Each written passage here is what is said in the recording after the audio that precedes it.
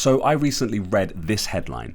A scientist found a bird that hadn't been seen in half a century, then killed it.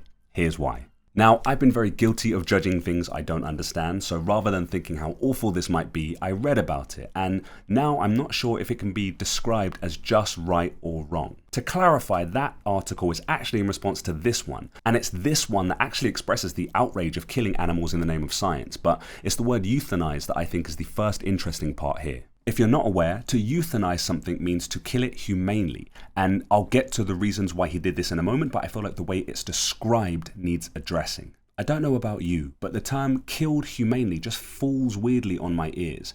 I understand that there are degrees to murder, but it just doesn't feel right to use the word humanely when we're talking about taking another's life without consent. Now, the scientist that found and killed the bird did address the criticism, and I'll put the details to all the articles in the comments, but the gist is that it's a standard practice for field biologists, and it's done so that we can learn things about the animal that we otherwise couldn't if we were to just rely on things like blood samples, feathers, and pictures. Of course, anyone taking a life without consent would need to justify it, as much for themselves as for anyone else, and his justification is sacrifice. One individual's life for the rest of the species. And for me, this is the second interesting bit because again, sacrifice is another word in this context that just doesn't feel right.